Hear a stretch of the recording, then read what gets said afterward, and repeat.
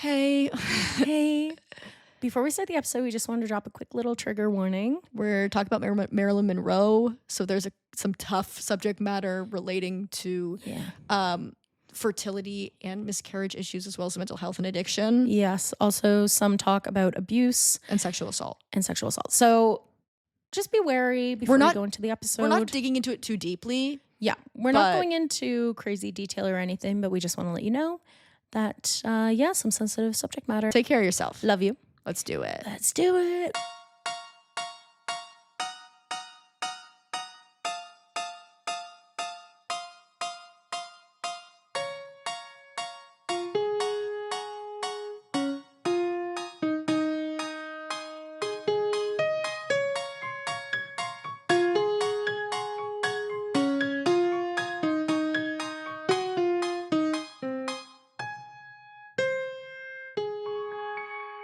Ahoy! Welcome back to Girl Stories. I'm Carly. I'm Blair. This is the comedy podcast where we talk about histories and our girls. And today we're talking about JFK and Marilyn Monroe.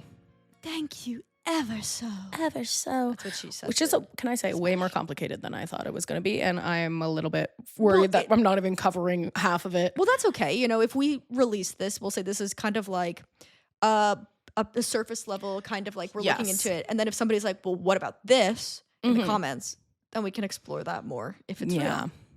But it's bananas doing research for it, because if you look up JFK and Marilyn Monroe on the internet, you just get like conspiracy theory magazines are like the first 200 entries. It's bananas. Well, it sucks now because conspiracy theories are just very bigoted. There used to be a time where you could have a fun conspiracy. Like, obviously, there's always kind of a kernel of bigotry, I think, in many conspiracy theories. But sure, if you were just kind of like on the surface level, have a conspiracy theory, like they didn't land on the moon. A lot of people were just like saying it to kind of be contrarian, not to be like, because I hate religions that are Christian. You know, like where every conspiracy theory now is like, we live in too divided of a time. Yeah, like you 100%. You can't do that. You cannot do that. I saw a video that was so that was so funny the other day. It's this girl, I think her name is Tova or something, but she's like a Jewish creator. And it was a video of her and her friend like hugging each other, looking at the World Trade Center 1. And they're just going like, and the caption was like, when a Jewish person and a Muslim are friends. It's just like them just like hugging each other. You know, you did that. No, you did it. No, you. No, you did it. That's funny. That's funny. I thought it was funny. Now that's funny. I giggled. Guys, have a laugh. Guys, have a laugh. I can't wait for the like research papers to come out. Maybe they already have, but it must be studied like our generation specifically, kind of how we've just really taken 9/11 jokes. We've been like, it's funny. We've all decided we're dealing with like the trauma of something we barely remember. Through morbid gallows humor. Like, oh, sure. It's not funny, but like it really is. And it's basically cultural. Like for the most part. Yeah. I feel like I'd be like kind of taken aback if I made a joke about it and somebody was like, that's not funny. I'd be like, oh my God, I'm so sorry. What the hell? Like, what? Did you know someone who died in it? Because it is just such a like, generally speaking. You can kind of just say anything like about it. Like a young millennial, elder Gen Z. It's like, we've decided it's open for jokes. I feel the same way about the crash of 2008. Yeah. That like, the way people joke about that is crazy, where it's just like my parents like having to sell the house in the next room and me doing Dance Dance Revolution. It's so funny. It's so funny. And I'm like, like your life was ruined. It actually is crazy and it's how much things have changed since we were born. Yeah, I guess maybe it is like this kind of like things happen so fast now you kind of have, and maybe it has it existed in the past. Like I'm not sure. There might be versions of that. Yeah. But maybe it's just because things have happened so fast. It's kind of a if you don't laugh you'll cry situation where it's like I remember the first one I saw of those 2008 crash ones where it was like my parents like arguing in the next room over and I'm playing Wii bowling and I was like, so I've never ever had a unique experience in my life. No, I've never done anything. And it recontextualizes so much of my childhood where like my dad is such a nice guy now and I was like growing up he was so mean and yelling. Oh yeah, yell and now I'm like, oh yeah. Well, the Great Depression happened. Basically. I guess it was stressful. Well, I guess working in finance. Yeah. After moving your entire family from Canada to the States, being like, finance, baby, it's good. We moved in 2004, 4 good years tops. Awesome.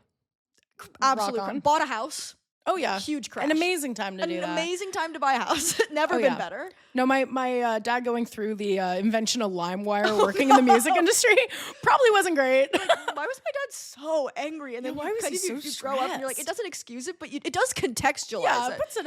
It puts it into like a frame. I really feel like I should go back in time and talk to young me and be like, listen, I know you're not going to feel like it. You're going to think it's your fault. Yeah. Like, I can't explain to you how not about you this actually is. You have no idea the shit that's going on it's right crazy. now. Like, you actually can't even contextualize it. Yes. Yeah. No, what was I going to say? It was related to that. No, but I do agree it is bananas. Oh yeah, last night I, for some reason, was sprung into researching my family history because obsessed. There's someone on, because I'm going to the UK and Ireland. And so I was like, and I'm stopping in Scotland. And so I was like, I kind of want to know where to go in Scotland. The Clan Macmillan. Yeah, because that's the only leg of my tour that I'm going to be completely alone during. Yeah. And so, and it's also like a Monday, Tuesday, Wednesday. So I'm like, I should probably go somewhere that's like kind of interesting and somewhere that like, if I return to Scotland, I probably wouldn't go. Yeah, whereas that's like, cool. I feel like the likelihood of going to Edinburgh You're is very gonna go. high, Yes, that's gonna happen. But convincing someone to go to Aberdeen with me might be harder. Yes.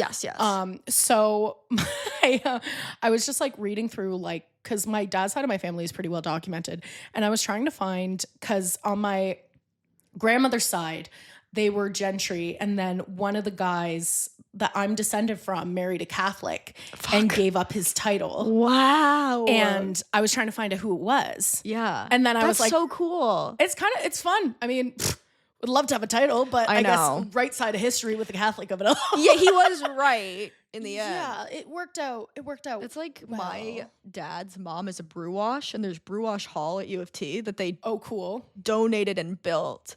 And now I'm like, so where the fuck's that money? No, this so is no like, family money. So let it be said, no family money. No, any money I'm getting is made from my active parents. Yes, like that is the only. I'm not getting inherited Brew Wash Hall money. No, my I feel the same. Like my mother, Crabtree.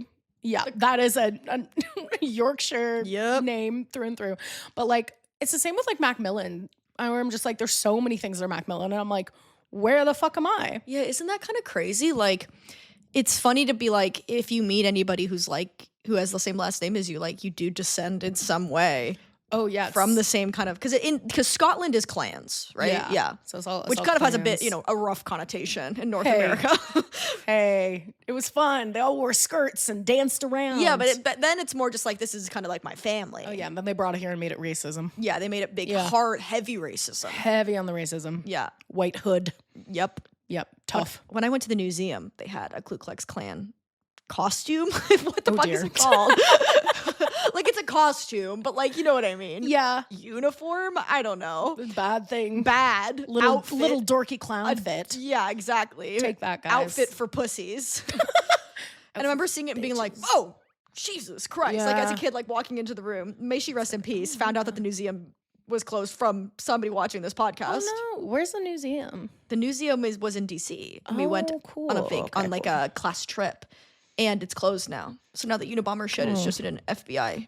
Oh, that's really sad. Storage facility. That's really too bad. Well, DC now is under the federal guard or whatever. We have to talk about like because Blair, Christina, Sarah, and I went thrifting on Monday. It was Talise. It was the first annual Talise Navidad. Yep, which we will do again. Yeah, so Talise is like a thrift store, and it's like a kind of like Salvation Army, where it's like a real thrift store. It's like it's not vintage. It's $3, but it's like the nicest of the crappy thrift stores. Yes, they have like actual, like you can find good little stuff displays. there. Yeah, about 5 pairs of shoes. Yeah, Blair cleaned up. Which I don't know. I feel bad for anyone who got there after 9 a.m. that Monday. The shoes because I cleaned out the size 9s. We rolled in at 9 a.m. on a Monday, hit a fugue state, came up for 3 hours later. Yeah. It was beautiful. It was a very efficient trip. It was a very efficient trip. And afterwards we went to Scatterbush, which is like a chain Italian restaurant. The hardest to eat pizza I've ever had in my life, and it made me angry. Yeah, Everyone else's food was fine. They gave Blair the dullest scissors to cut her pizza. They're like, cut your own pizza bits. By the way, it has prosciutto on it. Figure it out. Hardest meat to cut.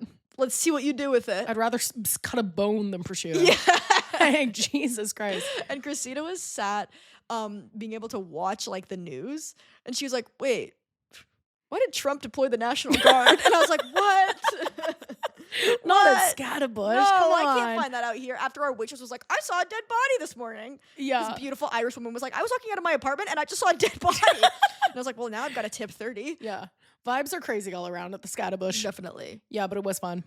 Oh, yeah, but I think I found the ancestor, by the way. And I don't know why, because I had done my whole family tree, so I'd been through all these names. But then I was like, someone married a Bridget O'Brien.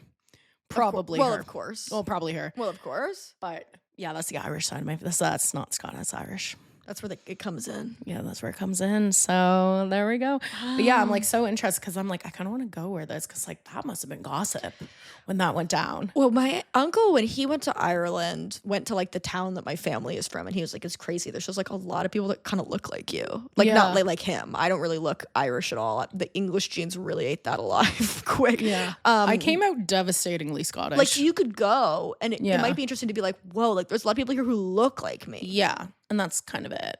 But that's cool. Yeah. But the reason I brought that up, I realized I just remembered, it was that like I was on this website where like it just said like, oh, in the lifetime of this person, these are the historical events that happened. Oh, crazy. Okay. And I was like, oh, so like it always has been like this, where shit has just been happening, where it was like there was like an Irish rebellion, like the king did this, like all this stuff. And it's like, oh, this is like, we aren't the first generation to experience history. No, it just feels like every time when the next generation of people comes, it'll feel like they're the first people to experience history. But it's happened all the time. I had that thought when Reese and I were in Berlin and we did like a Cold War walking tour, and they're like, this is the place where, because some fucking guy from like some like English diplomat wanted to go see the opera in East Berlin and freaked the fuck out at the border guard, and then the Cold War like almost happened for real. Like it almost happened, and then they were like, at the border, they were all like, with their tanks. They brought the tanks out from both sides to just sit at the border because some fucker wanted to go see the opera. And then they were like, okay, we won't. And then they didn't. And I was like, that's like, if you lived through that, you'd be like, okay, well, this is insane. This is crazy. You know? Yeah, I feel like obviously old is taking the book right now, but like also clock the Aqua Fresca. Love it. Mm-hmm. Yep. Gus tacos, baby. Yep. I got tacos yesterday. So good. That's so good.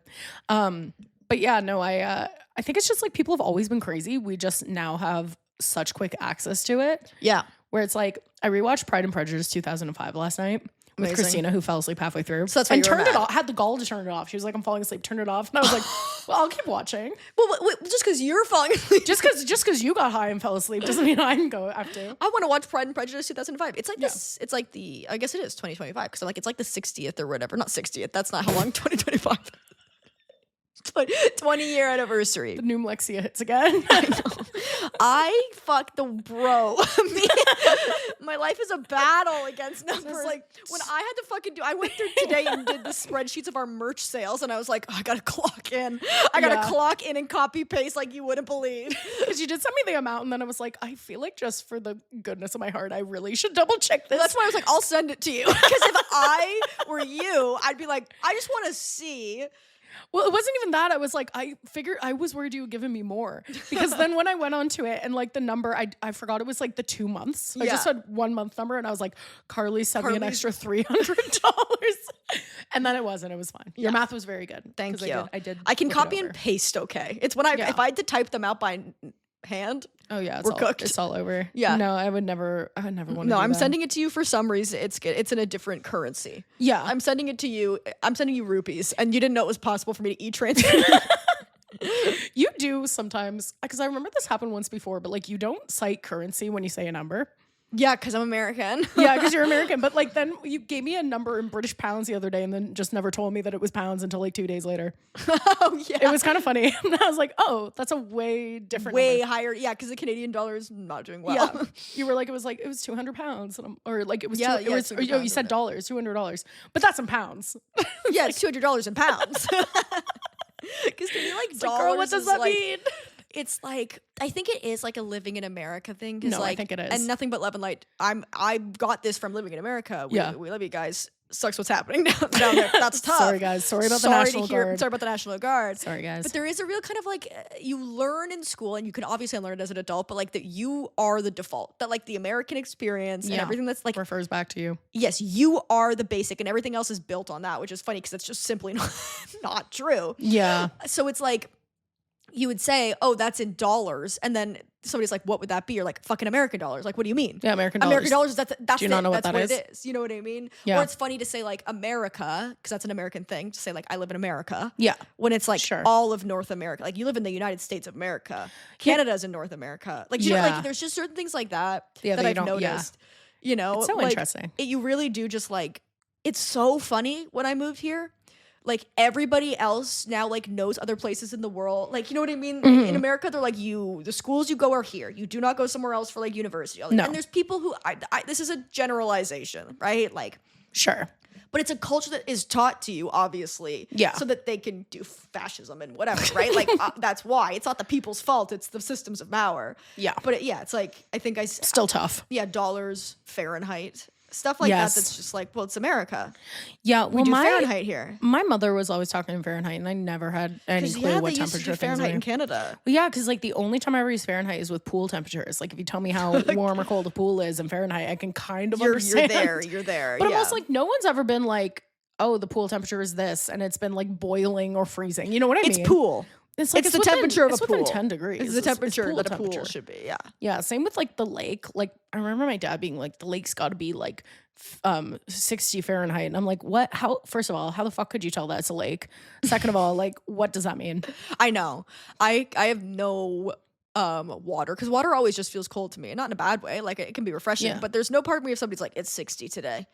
I'll be like, okay. Yeah. But if you say it's 60 outside, I know that. And I'm getting better. Yeah. My big thing the past couple of years has been slowly teaching myself Celsius. Like, my phone is in Fahrenheit with the weather app, but then I'll switch back to Celsius to be like, okay, yeah, this is what 13 feels like. Yes. And I'm much better. I'm so good at it in the winter because it's close to the 0-32, like thing of like the freezing point in Fahrenheit is 32. The freezing point in Celsius is 0, so I can get there. That's what pisses me off. But once we're at like 70 and 80 degrees here, I'm like, fuck, I don't know. What's 70 and 80? 70 and 80 is like around 30. Oh, like yeah. It's... Well, because it's 83 today. Let's see what it is in First Celsius. of all, can I just say, when you get into a warm body of water, it feels gross. Yeah. So I don't understand when people are like, oh, the pool is so warm. It's like, that makes me not want to get in it. Everybody put their guesses in. If it's 83 in Fahrenheit today, what would it be in Celsius? It's 28. 28? Yeah. Okay, yeah. I feel like I knew that. Like 80 is you when can it's get really around. Warm. And then 90 is like, it's hot. Is really hot. It's hot. That's like danger zone. Yeah. Well, I guess it'd be nice if we were thinking about going to the pool tonight, obviously. Yeah, is it? I can't find if it was open. I'm going to bring my bathing suit. Yeah. Too. Are you going to Andy's show tonight? Side note? Probably not. Don't you leave tomorrow? Yeah, I leave tomorrow. So I'm basically done everything. Swimming? But I'm going to go swimming. But I want to get everything done tonight. I've got to like pack because the fucking flight attendants might go on strike when I'm in PEI. So we might be there for longer. Damn. I'm hoping not. But I'm like, I've got to like pack extra pills in case. What do you do in that case? Well, what Reese had said was like, they lose so much money if the flight attendants walk out that it's like, it'd be like one day. Like they lose like $100 million if the flights are grounded. Yeah, that's got to be tough. Yeah, hopefully they just start paying them more. I hope so, dude. Well, this is why I'm always like so confused. Like every time I buy a plane ticket, I'm spending the most money I've ever spent in my life. Yeah. And I'm like, how are you not? If you got like 100 plus people paying this, how are you not paying the flight attendant? Like, you know what I mean? Well, yeah, that's the problem with so much of this, right? Like, wealth inequality is not new, but I'm like, they need, like, if they are not here, this doesn't really work. It's like them and the pilots, you know what I mean? Yeah. Like, and the pilots seem pretty happy, you know? But I'm like, and there's never been a time I've been on an Air Canada flight and my flight attendant hasn't wanted to actively kill herself. Like, they are so mad and like they're overworked. That's why, you know what I mean? I'm like, pay them. It's the same thing as teachers, like public school teachers. Oh, it's ridiculous. Like, they need like, these are the people that we need to incentivize. Like, this is necessary work for the things that are happening, you know?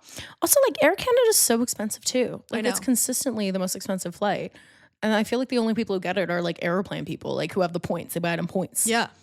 Oh, my God. My credit card finally has enough points to buy a flight, but I can't figure out how to work it. Do you have to... don't you go to, like, in the bank? Like, because you have to go to the credit card. Yeah, but then it's like... it will be like, you have enough for a flight. And then I'm like, which flights? And it's like, we don't know. You have I'm to like, like okay. go through, because I've done it once and it's so crazy because it's through your bank's like fucking portal and it is actively coded by a 12-year-old boy. Like It's it like awful. And so you go in and then you can book a flight through that, like use how many points you have. Yeah. But it's like every time I go to the next page, I'm like, it might just shut down. Yeah, it's awful. I'm like, I don't know how to use this because I have to fly to Montreal. Well, I don't have to fly to Montreal. But you could. But I want to fly to Montreal because it's like 6 days after I get back from the UK, I'm going to Montreal. Yeah, so you're like, why don't I just fly instead of getting on a fucking train? I just want to fly. Like, it's an hour flight. Yeah. And I don't know if I've ever flown there. I never have. When I was a baby, I flew to Ottawa, which is hilarious. That's so close. How long is the flight? 40 minutes? Oh yeah, like half an hour. But I feel like it was because my parents like didn't want to take a newborn baby in the car, which I understand. And I respect that choice. Yeah, I respect their choice. But I don't. I was looking at the flight prices and they weren't that different from the train. And I was like, by the time you like get to the train and then you eat lunch, then you're on the train for like 4 hours and then like you have to get off. Like I'm like, it's probably just equal to just fly there. Definitely. And so I was like, oh well, this is probably a good flight because I probably can't afford a flight to like, I don't know, Mexico or whatever. Yeah, South Africa. Well, definitely definitely you can't afford a flight to South Africa, even though I know you really want to go. I really want to go there. I love it there. Thinking of moving there. But and then I put in Montreal, and the way it acted as though Montreal is not a place. Yeah, I love that. I love when you type in Toronto and it goes Toronto, Ohio. Yeah. And I'm like, no. Obviously not Toronto, Ohio. How many What the hell is Toronto, Ohio? No, I'm not trying to fly there. Yeah. Is there an airport there? Well, it's like how you do, this is mostly on like generalized sites, but like when you have to put in what country you live in and then the United States is right at the top and then you have to scroll to C to get to Canada. I know. It's like, so I'm why in did the Canada. U get bumped? Yeah. That feels America-centric. Scroll to the bottom. Yeah. You can handle it. Go to the bottom of the alphabet like everyone else. Hell yeah. Yeah, I'm going to PEI tomorrow. Oh, that's so exciting. Then we're all going to the cottage when I come back. That's going to be huge. Yeah. That's a lot of traveling for you. I know. I haven't really traveled. I was thinking about it. I don't know if I've traveled this year since I got back from Spain last October or like November, because I guess we were there when it was Halloween. True. But I had a really bad experience traveling to Spain for no reason other than I had a mental breakdown on the flight. That was on me. That was not the country of Spain. That was a poor mental health. Yeah. Period. That's shit though, you know? Yeah. And I always get sick. So I was like, oh, I bet like I've traveled. Because I was really lucky like a couple years ago to travel a lot for work or whatever. And I was like, oh, I'm going to like, I think I get sick when I travel. Oh yeah, last year you were traveling a ton. Yeah, for like commercials and other shit. And that was like fun for a moment, but I was like so run down and so sick that I was like, I'm not going to do it this year. Loving it. Obsessed with it. Mm-hmm. Obviously, huge privilege to be like, I don't want to, but. I don't want to. So this is like my first big trips in basically a year. That's exciting. Yeah, it's nerve-wracking, but it will be fun. Yeah. I think it'll be a good time. I'm jealous, honestly. I feel like everyone chose PEI this year because like my feed has just been PEI well, propaganda. Elbows up. We're traveling in Canada because it's terrifying to go. I was thinking about this because I've been obviously can't be specific on the podcast, but like book stuff is happening sooner than later. Yeah. And I was like, my agency's in New York, and I was kind of like, I'll come and protect you. I'm like, I will sacrifice and come and protect you. They're gonna put me in a room and ask me about Hamas, like. Like that's what they've been doing recently. They've been like, do you like Hamas? Oh, God. And you're just like, I'm at Pearson International Airport in Mississauga right now, being asked by an American border guard. I'm like, I don't think so. My opinions on the Middle East, where I come down on all these things, and you're just gonna be like, cool. Can I go see a Broadway play? I don't really know about that. Yeah. No, horrifying. So terrifying. Where I was like, that. I don't know if I'll have to go and like do stuff. And I know it's one of those things where it's like, it's not bad until it's bad, where it's kind of like, logistically, it's probably safe for me to go. I'm like a small white woman. Yeah. Which as far as traveling goes is like basically as good as it gets. It's still stressful. But it's still like but that's the kind of thing you tell yourself and then you get fucked. You know? Yeah, no, absolutely. And I like know people, or like I've seen people online who have like gotten stopped and they're just like white women trying to travel out of Toronto to the States because they're like, you're gonna try and get a green card. Like just fucking crazy you're too shit. Hot to travel internationally. Yeah, exactly. You're gonna saddle up. Exactly. Yeah, it's such a bummer because I've really decided that I really want to prioritize traveling. Oh, that's fun. Which is fun. Because I'm like, I just haven't traveled a lot in my life and I really want to. Definitely. And I think I am now in a position to do it a little more. Nothing crazy, but I'm like, but your work schedule is a bit more flexible. Yeah, I'm a bit more flexible. I don't really have to book out that much. I'm making a little bit more money, and it's like, I don't know. I'm like, instead of just blowing the money at the club every weekend, we do go to the club, which we do go. Yeah, sometimes you have to pay $6 for a beer at the Veterans Legion we go to. The Legion raised the price of the Heineken to $7, and now I can't go to Spain. Now you're in debt. Yeah, now I'm in debt. Yeah. Fuck you guys. But there's so many places in the States I want to go. I know. I really want to go to New Orleans. I've wanted to go there forever. Yeah, I want to see the Grand Canyon. Yes. We should book a trip to the States with like manifesting that it will be fun for us to go there. I've been watching Kill Your Darlings, which is that Allen Ginsberg, like, Dark Academia. Oh, that's fun. It's so funny. I'm so happy I didn't see that movie when I was a teenager. Yeah. It would have ruined me. Actively insufferable. When they're all like smoking cigarettes and like doing drugs and then reading forbidden books. Like, just like, I'm like, that sounds really fun though. I want to watch that. You should. It's a lot of fun. It's Daniel Radcliffe and he bottoms in the movie. Whoa, wait. Yeah. Oh, is this a movie? Yes. Oh, wait. I remember hearing about this. Yeah. Kill Your Darlings. Wait, is Robert Pattinson in it? No, but it's a guy who looks exactly like Robert Pattinson. Because Robert Pattinson was in one, I remember. This is a guy, he looks like David Bowie, and he's kind of like, he's like in between Robert Pattinson and David Bowie. You know exactly who I'm talking about. I know who you're talking about. Yeah.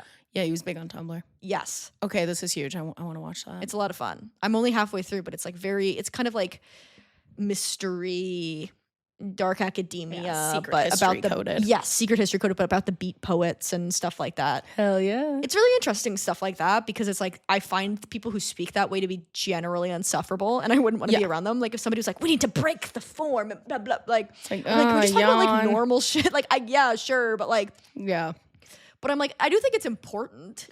Yeah.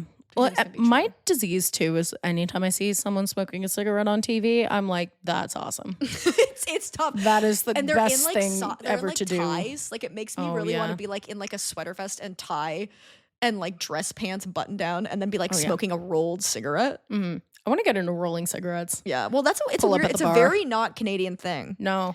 But like everyone at my work rolls cigarettes. They're old, aren't they? Yeah.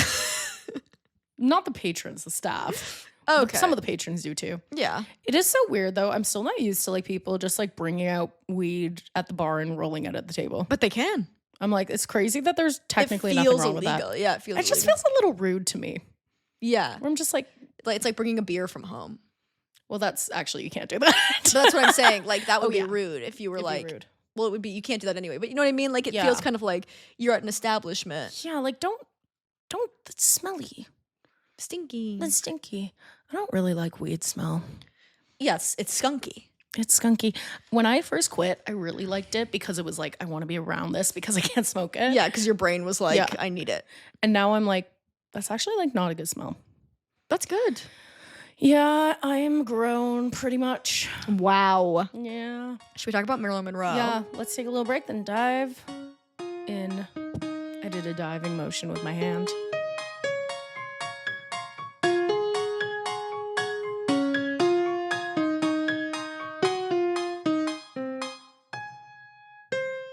Okay, Marilyn Monroe. Let's talk about Marilyn. So, doing research, I really quickly realized that like we should definitely do just like a Marilyn Monroe episode. Oh, we need to do. Well, we've talked about Old Hollywood because I watched Charade last night. Huge. With Cary Grant and Audrey Hepburn. Ugh. And first of all, fan-fucking-tastic movie, twists and turns. I haven't been like I was Charade? Like I was genuinely like, oh my god, like.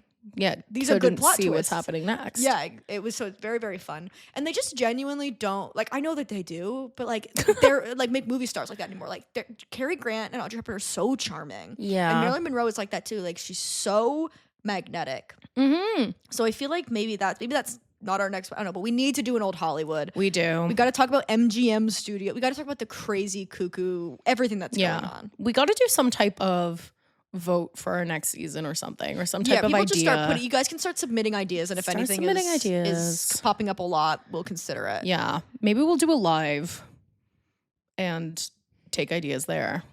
Sure. I don't know why that would help. We could.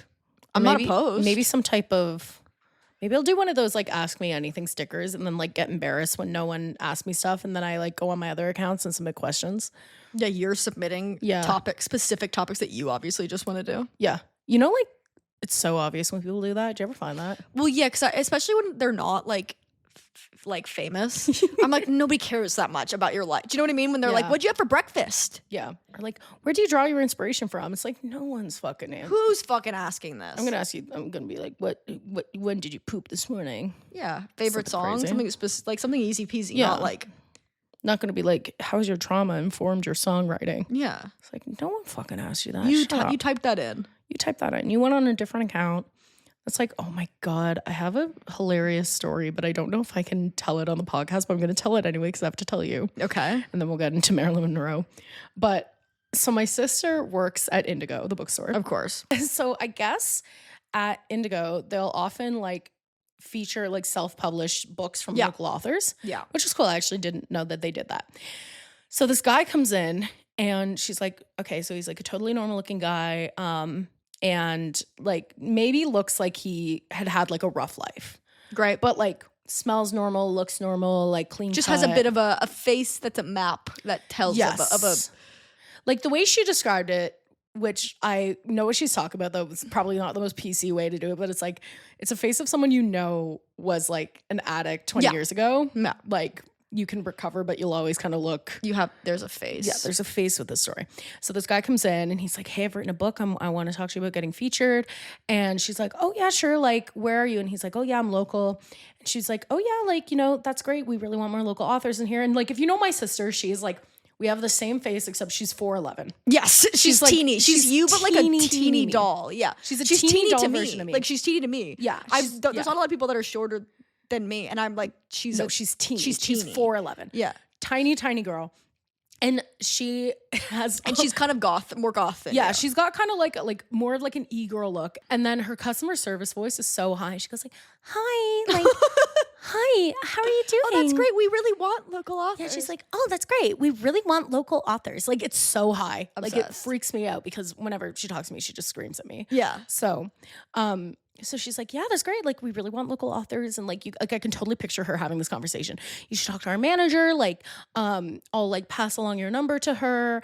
In the meantime, like, you really shouldn't be selling on Amazon. You should sell on this other platform that gives like more proceeds to you, kind of thing. And he's like, cool. Yeah. Like, that's awesome. Like, thank you so much. My book is about, me. I'm like a local, and like as a kid, I made like one mistake and it really messed up my life. And it's about like getting back on track after that. And, how like the justice system really failed me, and, work. And so Brooke's like, oh, that's like a cool topic. We're definitely interested in stuff like that. Yeah. And like took his name, took his number, all this stuff. And I guess she was thinking like, oh yeah, like maybe he had like, drugs, like selling drugs or something kind of thing. So she Googles his name. This guy, when he was 18 years old, with a friend, got really, really drunk and high, broke into the apartment of a man who was schizophrenic and deaf. And sawed his head off with steak knives. Oh my, that's not a mistake. Isn't that bananas? You can look it up. They sawed this man's head off with steak knives. They went into his kitchen, took steak knives. Were they on drugs? They were on drugs? They were like, yeah, they were drunk and high. And they were like 18. Went into the kitchen. I guess I have to get my hands on this book because it's actually crazy. Blair, it's such a violent crime. Yeah, you're really right. Like Brooke shook his hand. Brooke. Like the way it's kind of pitched.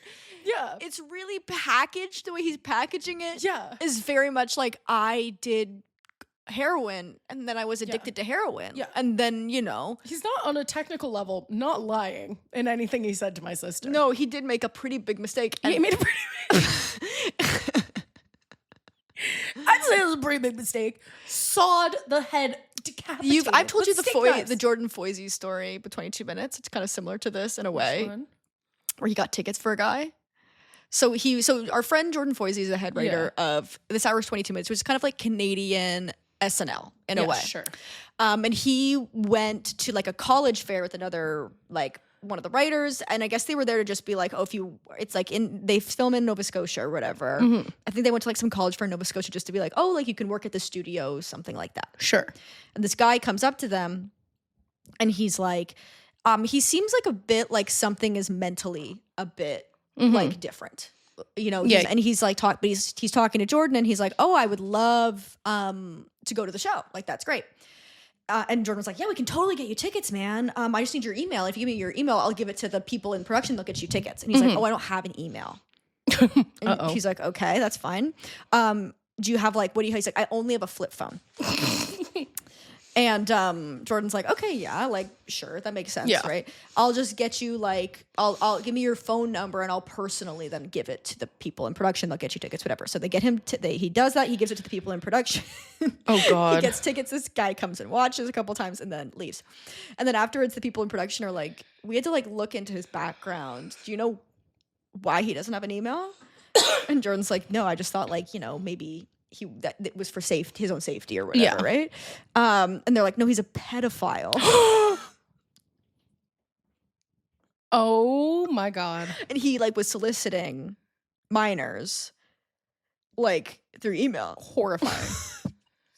Oh my God. And Jordan was like, I stuck my neck out. Like I went I got him tickets to the show. Yeah. It's not exactly the same as Song of It. No, but it's still pretty bad.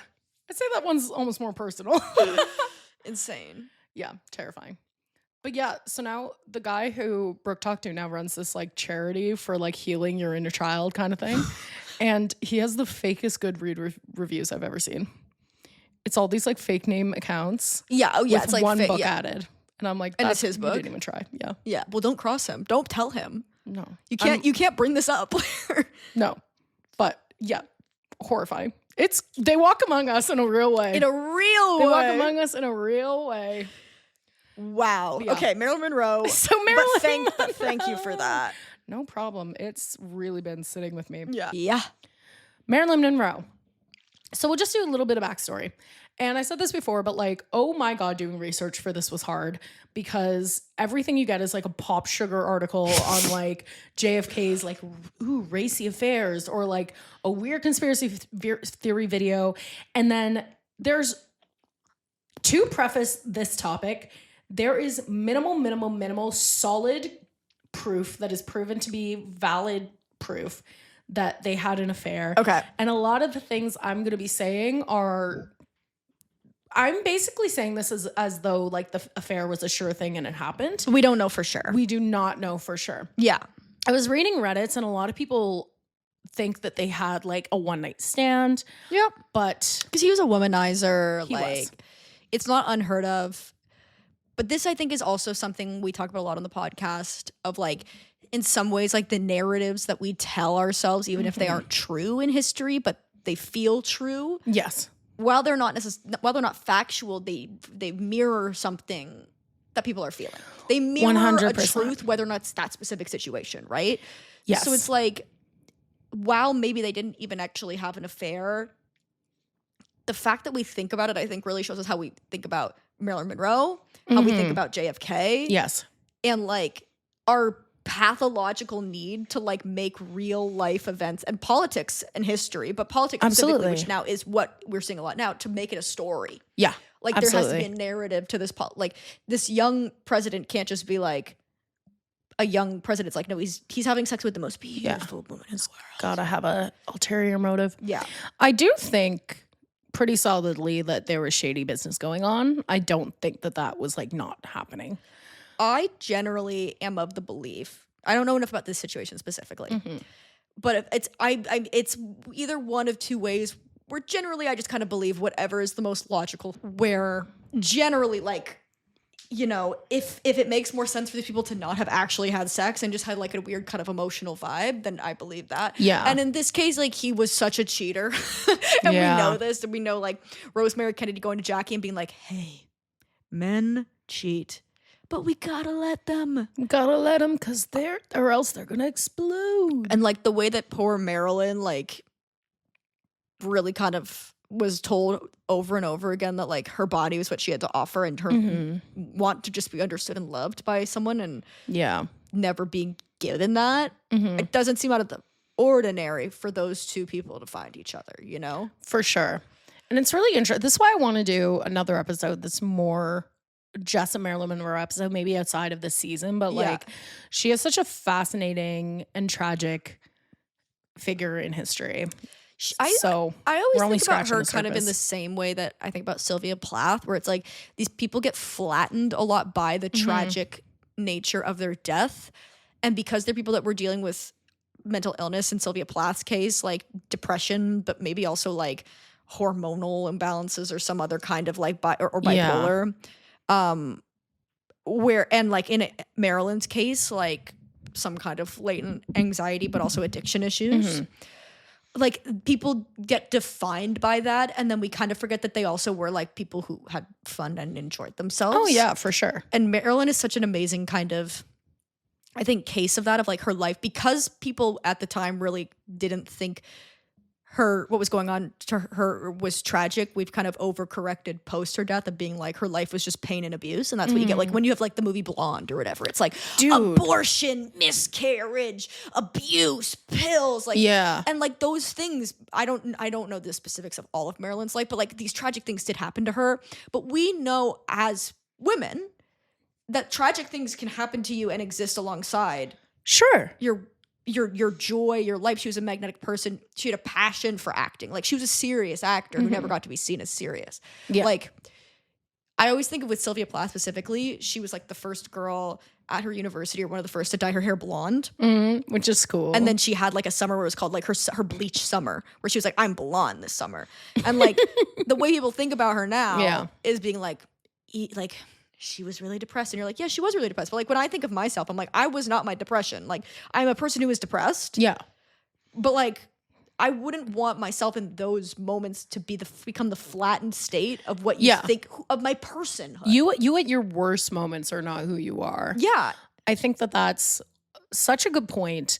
And I think, with Marilyn specifically, I think I haven't seen Blonde, but I was reading about it and I'm like, a lot of bad things happen to good people all the time. And that's like, if you just made a summary of every tragic thing that's ever happened to you, it would be awful. But like you aren't that, and it is easier. It's the same way that like, you know, people hear about like a death or a suicide or something, like a suicide or like someone being like addicted, and you know, it's comforting to think, well, like if my friend was going through that, I would know right away.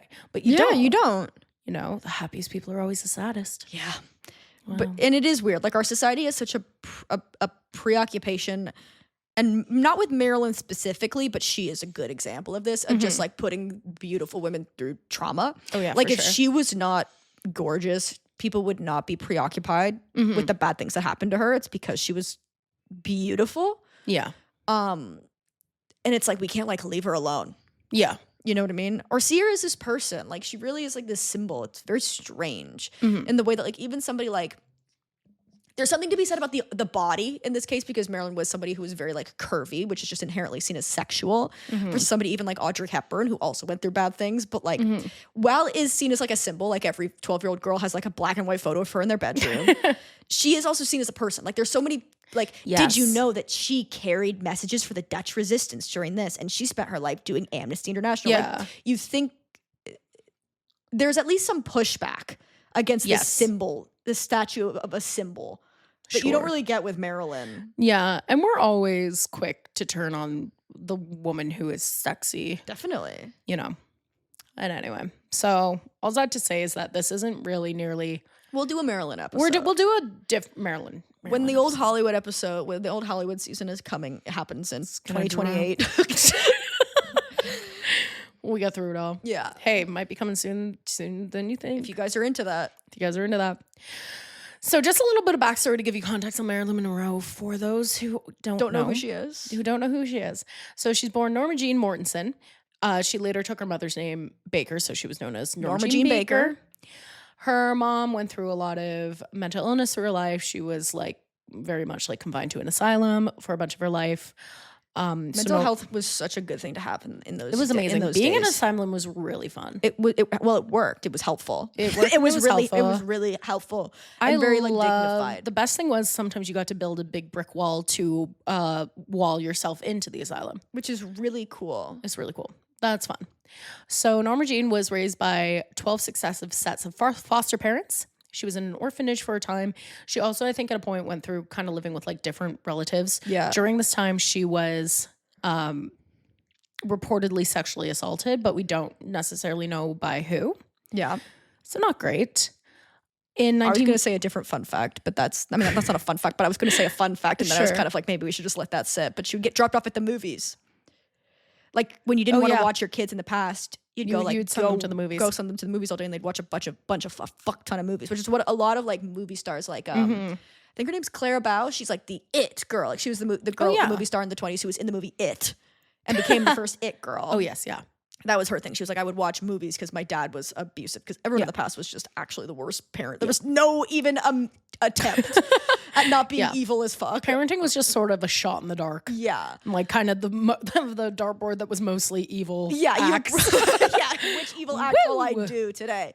But she was like, Marilyn Monroe, Norma Jean at the time would go and like watch the movies and be like, wow. Yeah. I want to be in this one day. Yeah. It was very much her like safe haven. Yeah. So in 1942, she marries a fellow worker in the aircraft factory that she works in. Kind of like as like a World War II thing, but they divorced pretty soon after. She marries him at 16 and they divorced when she was 20. Wow, that's crazy. Which is personally when I was not doing that. No, I was not divorced at 20. I wish I was divorced at 20. What a fun fact that would be. What a flex that would be. Crazy flex. It would be. I'm divorced. I'm divorced. Giving Mormon. Really? Oh my God. It is really giving Mormon. So she was discovered from a picture that was taken of her working in the factory. I think most people have probably seen this picture. It's her being like, ooh, and she's just like very cute. And they see her and they're like, that's a pinup model. You're a star. That's a pinup girl. So she became the model for the photographer that took the picture. Good Lord. And she kind of did like pinup stuff. She did pictures, stuff like that. And in 1946, she signed a short-term contract with 20th Century Fox. And then she made her screen name Marilyn Monroe. And everyone had screen names at that time. Yeah, it's like you would go, if you got a deal with one of these big studios, they'd be like, all right, we're going to take your molars out. So you have basically, that was what their buccal fat removal was at the time. Bananas. We take your molars out. We're going to dye your hair. Yeah. We're going to give you a name, not only a brand new name, new but nose. New nose, new name, and a new story. Like you would tell a different story, be like, okay, your thing is that your name, Blair, is not Blair McMillan anymore. Your name is Annabelle Crystal, and you're a farm girl. Like that's your, like they give you a brand. Yes. Yeah. They give you like a through line, kind of like craft you. And so she makes movies with, Fox, Columbia Studios, and then she returns to modeling, and then she takes a nude photo that's scouted for a movie called Scooda Hoo, Scooda Hey in 1948, and that was followed by other minor roles. So now she's pretty like much acting consistently, and by 1952, she's become a sex symbol. She's the it girl. And she's pulling publicity stunt. She just like is. She's become Marilyn by the 50s. Yes. So here she is. She enters around this time also in a highly publicized relationship with Joe DiMaggio. Yep.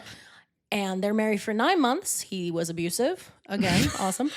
Which is not a good thing. Yeah. That's just how your husbands are. You have no choice. And it was so interesting too, because like doing the research for this, it was like he was so upset that she did that, like, because she did the publicity stunt where she stood over the sewer grate in that white dress for the 7-year itch, and she kind of like held the dress down, and it's like, oh, but it's still like blowing up my thighs, whatever, iconic photo. And the story is like he got so mad and offended at seeing that like he ended it, and I'm like, well, no, he was abusive and controlling. Well, and it's also like, think about what that means. Do you know what I mean? Like it's. There's a lot of things about this story that I find absolutely aggravating. And a lot of the things that I do know about the story of Marilyn Monroe, unfortunately, come from NBC's Smash, which I'm hey, you know more than me. Yep. But like the thing that drives me nuts, and I wish we had like a capacity as a actual society to tell the Marilyn Monroe story like in an actual interesting way, like in an actually interesting subversive way, but we just simply don't have the ability, it seems, of like why would you get with a woman who is a sex symbol if you are uncomfortable with her being a sex symbol? Like, it's mind-boggling to me. Well, because men want to own sex. But so it's like, yeah, you get a woman who's a sex symbol, and then you don't want her to be a sex symbol anymore. So then you make her into the archetype of a wife, and then you're bored of her, and then you don't fuck her, and then you cheat on her. Yeah. Like, it's insane. Hey-o, and I'm like, we should do the 5B. So Is that 5B? Is it 5B movement? What's the one where they're like 4B? 4B. It radicalizes me. Bananas. So her whole life she's plagued by like physical problems. She has endometriosis. She can't bear children, which is really devastating to her. She has failed pregnancies. And she is increasingly struggling on set. She also has a dependency / addiction, you know, potato. Yeah. To barbiturates. Yeah. Which are basically like tranquilizers. They're just like really strong. Yeah, they're no joke. Pills. That's what Elvis was on too, right? It's kind of like the old timey drug that really fucked up everyone because she just wanted sleeping pills, and so she'd go to her doctor and she'd be like, I want more like sleeping pills, like I can't sleep. And she at one point was on like 3 times the highest recommended dose of barbiturates. Yeah. Which is crazy. We really had no mental health services. Like, we barely do now, but you know what I mean? Like, where we are now is so different than where we were basically at any point in the past. Like, oh yeah. It's insane. Like, it's not like this is easy but like, if she was now, it'd be like, we can figure out something that makes your life tenable. You know, like we can figure out something that, generally speaking, would hopefully work to a better extent than just giving you tranquilizers. Yeah, pretty much. She also marries Arthur Miller, playwright of The Crucible. And remember when we were filming the Crucible episode and I said he was hot, and then we figured out that he did something really bad? I forget what it was, but I remember being like, he's hot. But he did something really bad. And then I was like, he did something crazy. I'm going to look it up. I can't remember, again. please, because I can't remember. Well, he abandoned his son with Down syndrome. So yeah. Sorry, I shouldn't have laughed. No, but it's bad. That's you're laughing no, that's not good. You're laughing because it's objectively that's awful. Not a good thing to do. But he's hot. I really do. I mean, I saw it at the time, but now that's a deal breaker for me. And I think he was also very critical of her at certain point. He wrote a play after their relationship ended and was like, called it the whore play for whores. Yeah, basically. You know, men are awesome. Like, he wanted her when fame for his own kind of. Again, it's the exact same thing of being like, oh, this woman is so famous. I want to be with a woman so famous. And then be like, why are you famous? Why are you famous? I hate it. Yeah. Grr. So now we're going to put a little pause on Marilyn Monroe, and we're going to jump over to Pat Kennedy. Okay. Which is kind of the link between Marilyn Monroe and the Kennedys. Okay. Which I actually found really lovely because researching Marilyn and JFK, you just got a lot of bullshit, but like, she had a lovely friendship with Pat Kennedy. That's nice. So Pat Kennedy was the 6th child of the Kennedys. She was considered the most beautiful and the most sophisticated, but she was very introverted. She was very shy. Okay. She was like incredibly charismatic. She married Peter Lawford, who was a close friend of Marilyn Monroe, and he was like a part of like the Rat Pack. Great. In old Hollywood, etc. So they have this lovely little friendship. They're like total opposites. Mm-hmm. Like Marilyn's very extroverted and Patricia's very introverted. Yeah. So Patricia's very introverted, but she's very charismatic. She's very sure of herself. Yeah. Etc. And Marilyn is very extroverted, but she's very, very insecure. Yeah. Like, her insecurity plagues her life in such a crazy way. Yeah, it's not good. Yeah. So they get along. They have like phone calls. They talk to each other. They're very good friends. And Peter Lawford is the connecting one. Okay. He was another Hollywood actor, part of the Rat Pack, ran in the same social circles as Marilyn Monroe. And he had also had like a really hard childhood. And so they felt like they really understood They were kind each of other. kindred spirits. Yeah, they were kindred spirits. And Patricia also had a fascination with Hollywood her whole life. Mm-hmm. And very much just like wanted in. And so she got in the Kennedy way. Awesome. They get what they want. So when Marilyn, this is where everything gets murky. And so I'm going to acknowledge the murkiness, which is that like there's just so few things that are confirmed. Yes, of course. About the JFK Marilyn affair. And I think it's pretty undeniable. In general, everything's a little bit murky. Things are unconfirmed. I'm talking about what I've been reading. Great.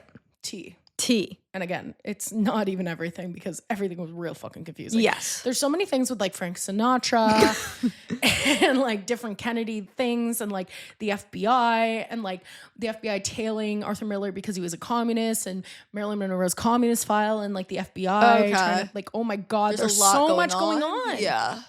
It's bananas how much is going on. Yeah. So there's different times that JFK and Marilyn Monroe could have met. In April 1957, they were both reported to be at a ball in the Waldorf Astoria in New York, but they were both accompanied by their spouses, JFK with never Jackie, stopped him before with Arthur Miller. Yeah, I'm like, yeah. Oh no, my wife's here. Yeah. Better not cheat. Oops. Yeah. Just cheated. And Marilyn did, obviously she's a tragic figure, but she did generally, from what I know, which is not a lot, but like did give it. Could give it as well as you know what I mean? Like, yeah. I think especially in her relationship with Arthur Miller, which was less like actively physically abusive as it was with Joe DiMaggio. If he was being annoying, she'd be like, well, I'm going out. Yeah. You can deal with whatever you want to do. Yeah, you can make your own plans for the night. Yeah. So there were 1,000 guests at that party, so their paths may not have crossed. It's, again, can't really tell. In January 1961, Marilyn Monroe ends her marriage to Arthur Miller, and that is the same month that JFK becomes president. Hell yeah. So there's a lot of reports that they've been hanging out through the 50s, but it's just like... It could also just be like pick the two. Yeah. It's difficult to prove. Just to pick two young hot people that you want to be together. Exactly. So now this is where I'm kind of like, So do you know who Jimmy Hoffa is? I know the name. Yeah. So Jimmy Hoffa, I think we'll get into more when we talk about Bobby. Because Jimmy Hoffa is this kind of mob associated guy. Right. Okay. Yes. Yes. Yeah. He's like a head of a bunch of unions and stuff. Okay. Yeah. So like he's corrupting the unions basically. And this is the whole connection thing, because when Bobby becomes the attorney general, the Kennedys are like paying off the mob for getting JFK elected. Yeah, I mean, something like that. That's like the narrative. I don't think that's who knows if that's actually true. But I know what you're saying. It's like it's all kind of like tied up into other things. And so Jimmy Hoffa is this guy. Jimmy Hoffa I also know because my sister on Partyful only replies as Jimmy Hoffa, which is really... That's pretty funny. It's funny, but it is a bit irritating because for a while you're I was who's like, Jimmy who Hoffa? The fuck is showing up? But now I know who Jimmy Hoffa is. So yeah, Bobby Kennedy obviously is on a campaign to take down Jimmy Hoffa because he's like, I want to crack down on corruption in the unions. Yada, yada, yada. So apparently he hires a PI to build a case of dirt on the Kennedys. And he targets the Kennedys' relationships with Marilyn Monroe. Okay. Easy peasy work. So he bugs Marilyn Monroe's house. For real? This is real? This is the source that I'm going off of. Okay, great. Is what I've heard. But like, this is the thing. So it's like, this is the source. Is any of it real? It's all hearsay. Yes, yeah. It's all people saying like, well, this is what I heard, and I worked for this person, and I did this person, and I was the PI, and blah blah blah. So it's like, what was real? Yeah, who knows? Yeah. Some of it is really, I think, quite plausible. It makes a lot of sense. Other stuff, I'm like, I don't know. Did they bug 3 houses? And like.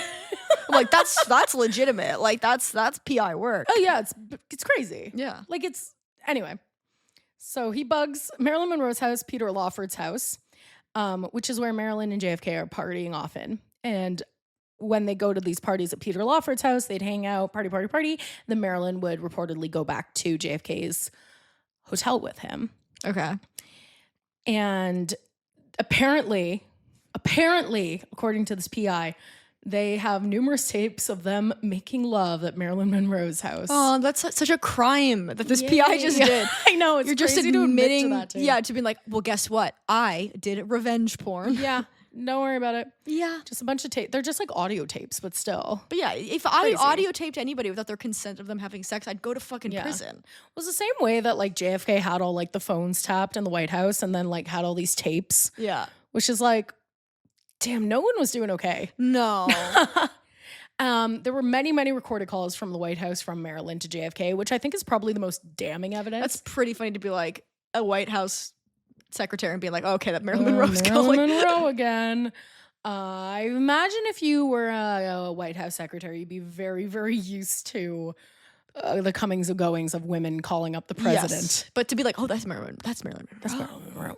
That's Marilyn Monroe. So yeah, most biographers of Marilyn and JFK believe that the only kind of like guaranteed time that they hooked up was March 1962 at Bing Crosby's Palm Springs house. Well, hey, when you're at Bing Crosby's Palm Spring house, yeah, exactly, you gotta fuck, which is tough.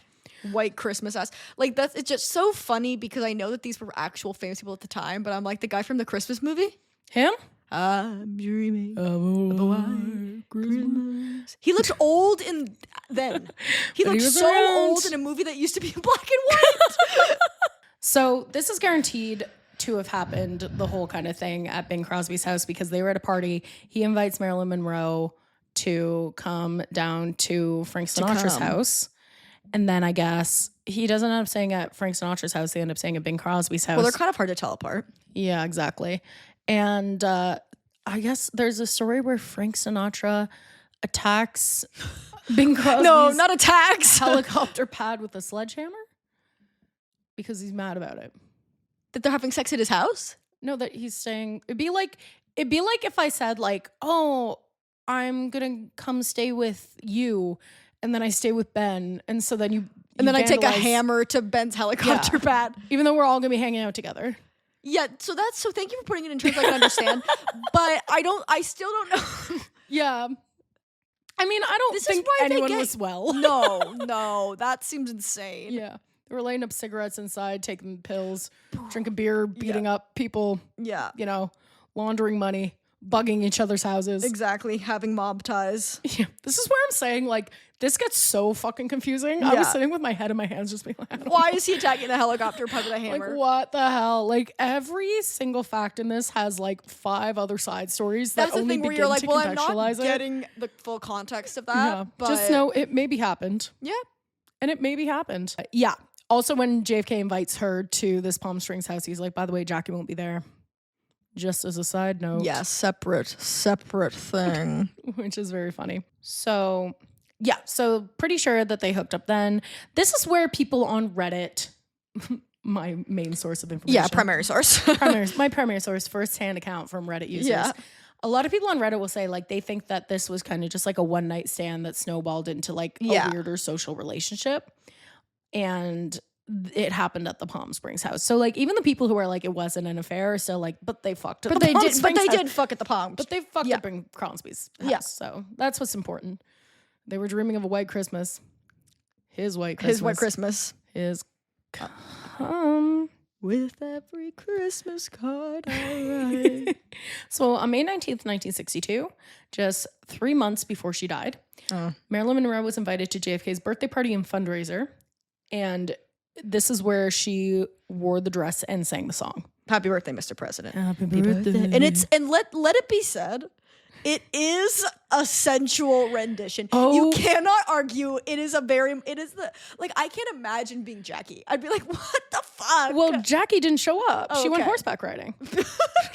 She was like, well, if Marilyn's going to be there, I'm going to go horseback riding. I don't want to hear the sexy rendition of Happy Birthday. Right? An unsexy song, it's worth saying. Happy birthday to you. She also, before she starts singing, she goes like, into the mic and everyone cheers. Woo! Yes. Happy birthday. She comes out in this like fur coat. Her dress is so tight. This dress is bananas also, okay. So she... Is this the one that Kim Kardashian destroyed? Yeah. Okay, good. Which is crazy. Awesome. So the dress, she paid like $7,000 for it. And then just to rip it open with her ass? Yeah. Well, no, Marilyn Monroe paid $7,000 for it. Okay. I imagine that Kim Kardashian paid much, much more. Yeah. But it was also a rental. But it was so tight on Marilyn Monroe, she had to get sewn into it. Yeah. And then when she walks on the stage for the song, she can only take little tiny steps. So she goes like, that's why she's breathing. It's so breathy. Happy birthday. She wanted a dress that was like a second skin.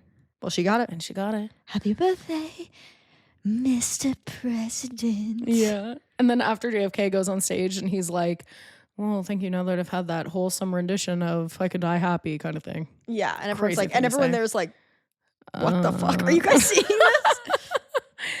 Yeah. So then after all that went down, it kind of seems as though JFK and Bobby both kind of try to distance themselves from her. Yeah. Because the other thing that's happening all through this is that Bobby is also rumored to be having an affair with Marilyn Monroe. Awesome. Which is bananas. But she really idolizes Bobby, and there's like stories that she would go to these like dinner parties where Bobby was also in attendance, and she would say like, I'm going on a date with Bobby, but it was just a dinner party with a bunch of other people. Yeah, but she likes Bobby. Yeah. And she once asked a friend to give her like a list of political questions to ask him.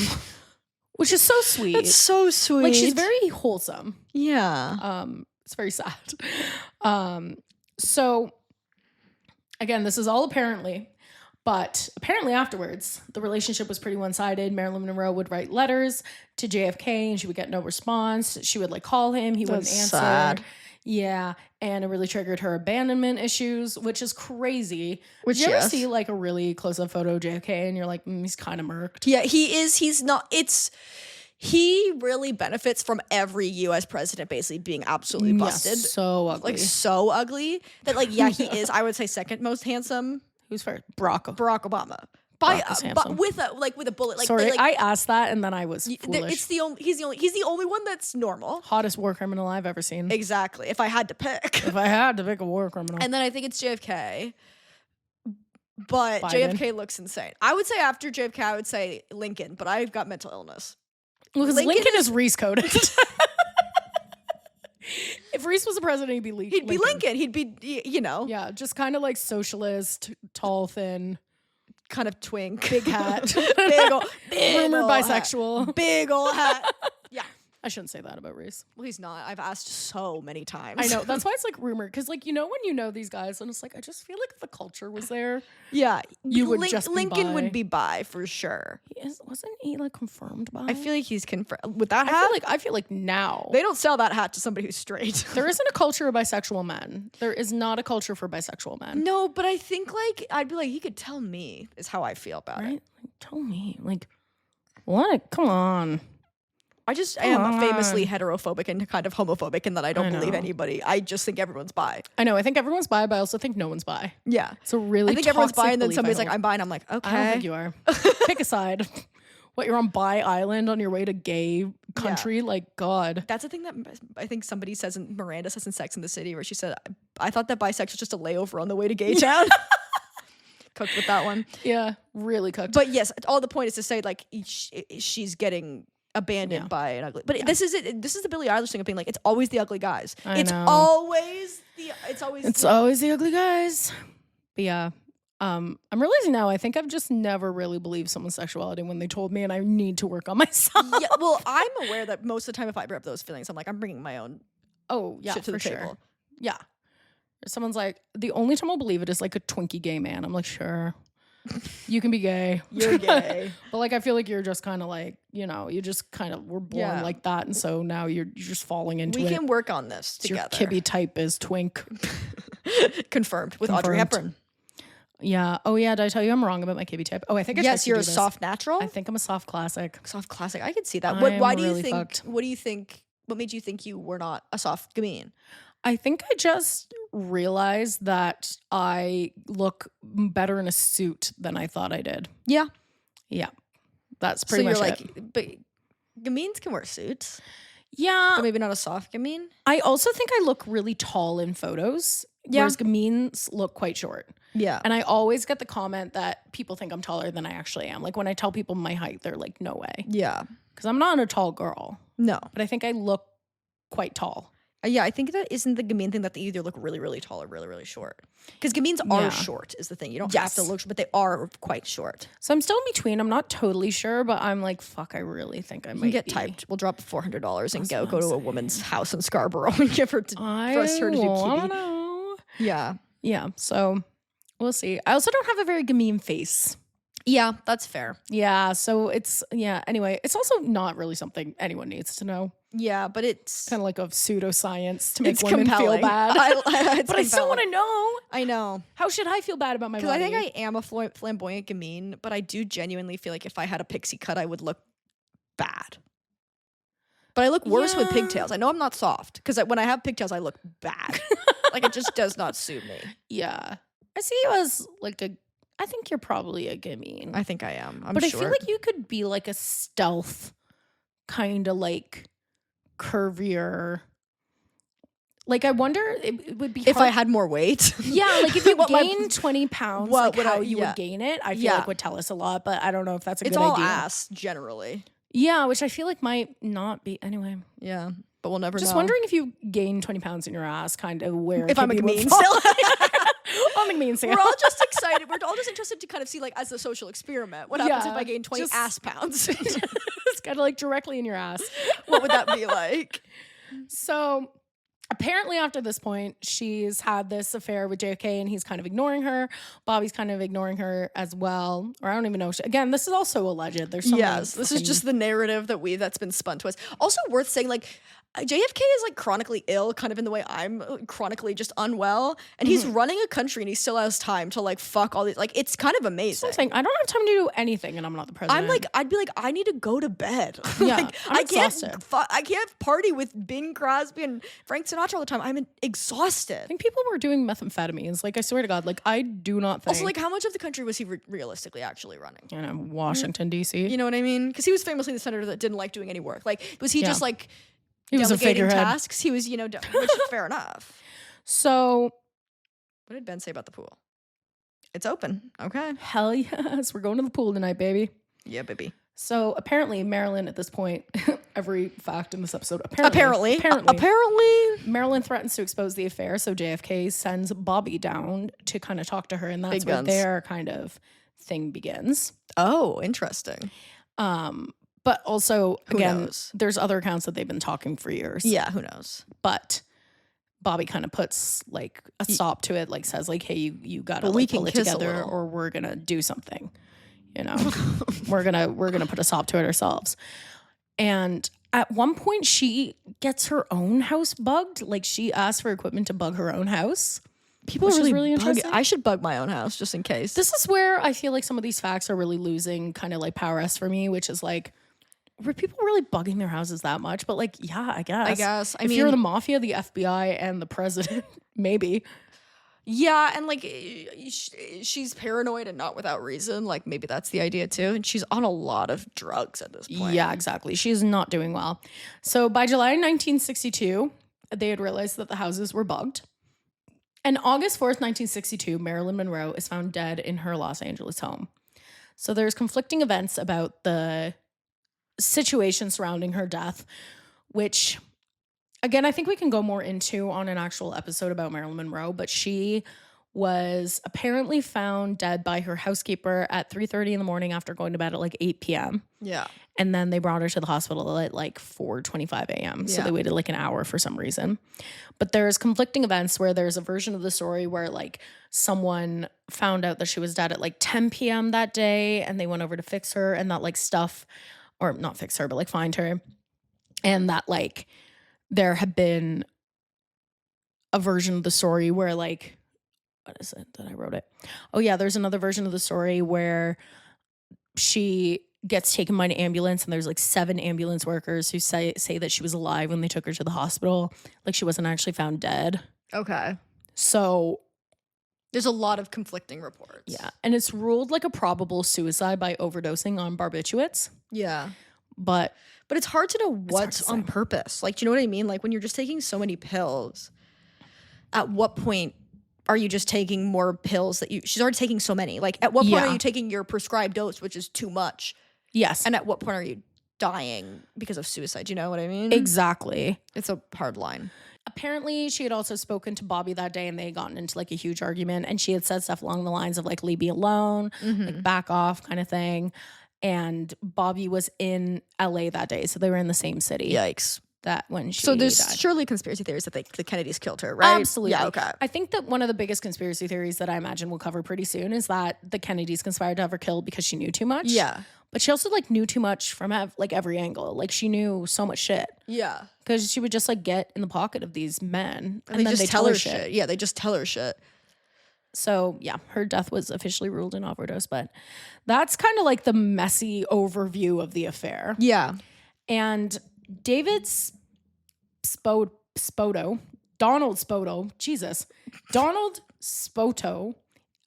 it was like a biographer of Marilyn Monroe who's considered like probably the most like knowledgeable on the subject, said that Marilyn Monroe He said that Marilyn Monroe told friends that she slept with JFK on March 24th, 1962, during the visit to Palm Springs at Bing Crosby's house, and that they'd only met 3 other times, including after she sang happy birthday to him and at 2 dinner parties. And he is adamant that Marilyn and RFK, who's Bobby, never had an affair. Okay. So that's just a take from the biographer. So take that as you will.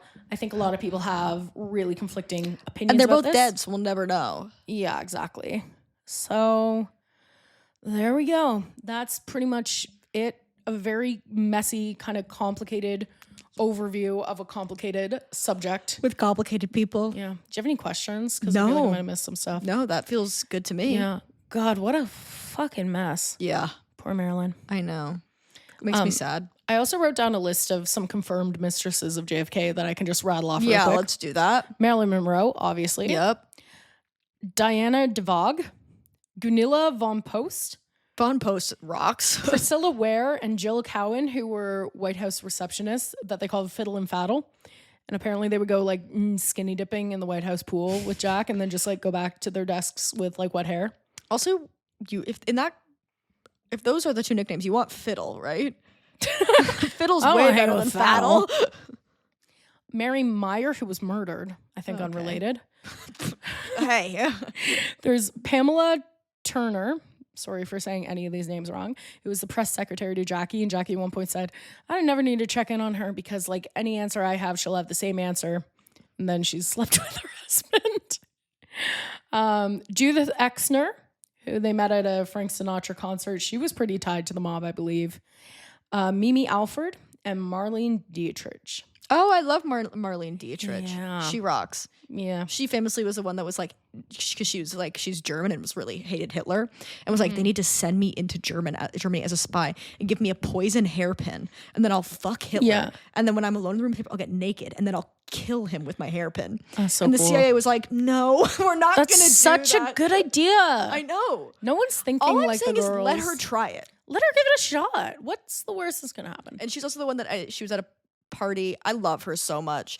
She was at a party and the actor who plays Superman, I guess a lot of people at the party were talking about him being like, he's like on drugs and I think he's gonna kill himself and like he's so suicidal. And then she got up from the table and was like, I will save him, and then drove to his house and then they dated for like 2 years. She rocks. Vibes. Yeah. Dude, she's cool. And she's like a bisexual, kind of androgynous European woman. She's cool. She's cool as fuck. She's the first guest to Bergheim. I didn't know that. No, I just made that up. But she should be. I totally just made that up. But she should be. But she's giving the essence of Bergheim. She really is the rest in peace, Marlene Dietrich.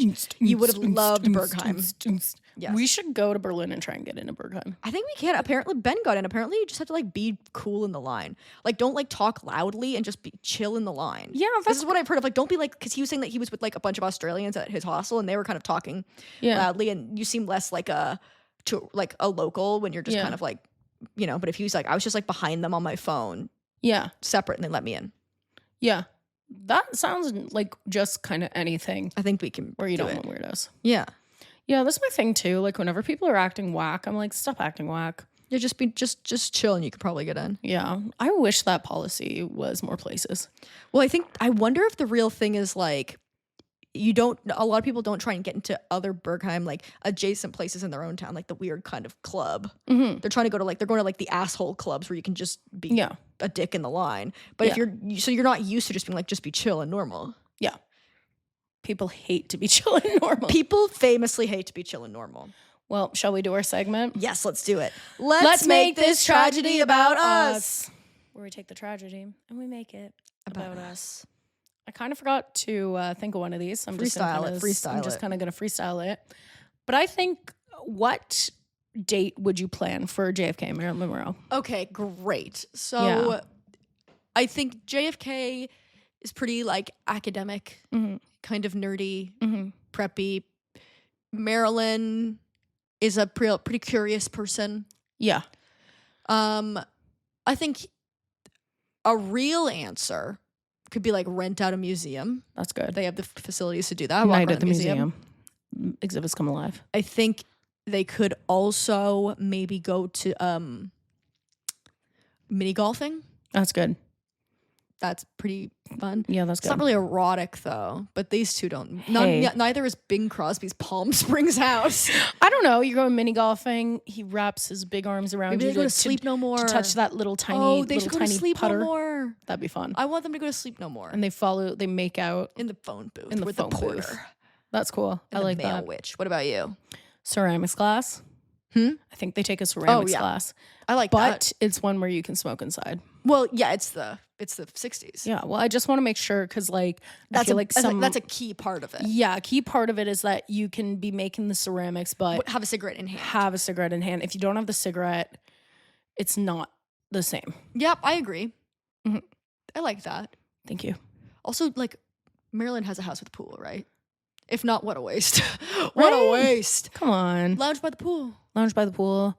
Yeah, I feel like, that'd be fun. Also, maybe if they could go to space together. Yes, and like an Elon Musk rocket. Yeah, but like it'd be the first one because the moon landing. Yeah. So instead of the moon landing. Yeah, just like bring also with the astronauts. Yes. Just throw them in there. Also maybe the poop cafe. The poop cafe is good. Yeah. If you don't know the poop cafe, it's a poop themed cafe in Toronto. It's just themed poop. It's like cute poop. Like it's like the poop emoji, but it's still disgusting. You sit on a toilet at the fucking cat, like at your table. Yeah. The chairs at the tables are toilets. It's fucking gross. It's in Koreatown, which is one of my favorite neighborhoods in Toronto. I think it's fantastic. Koreatown is hugely unrelated. Rogue Toronto travel advice. If you come to Toronto, hang out in Koreatown, it rocks. Yeah. I was such a funny I want to go area. get Korean food. I've had Korean food in a moment. I've been craving Korean barbecue, which I realize is probably not your favorite place to go. No, but there's a Korean barbecue place in Koreatown that does Korean barbecue, which I obviously can't eat because it's just the most meat. But they also have like other options. Like they have like a kind of veggie bowl of crispy rice. Like we could go there and get Korean barbecue, but then also I could just get eat something bibimbap. Different. Yeah. Yeah, I love Korean food. I had Korean barbecue kind of recently, and it is it's just so good. And that place, they have like he makes his kimchi from like his mom's starter. So it's a really, really old fermented starter, and it fucks. That fucking rocks. So fucking good. That's so cool. Oh my god. Okay, we gotta go. Let's get the Mrs. Beast. I don't know what it's called. It's literally called like it's called no, it's Korean Village. Korean Village I think restaurant. so. Yeah, that one. Yeah, I know the one you're talking about. It's not Dalgongdae because no, it is like Dalgongdae because that one is now kind of they franchised out a little bit. Okay, I just knew it's something like the best. As if every restaurant is the best when it just has the name of the country the food is from. It's just like Korean restaurant. You're like, well, this is about to go hard. Korean Village is the one with the son and the mother. Yes, I'm sure not a rare occurrence, but you know the one I'm talking about. I know that guy. Yeah. Well, thank you so much for listening, girls. Thank you, guys. We'll be back later.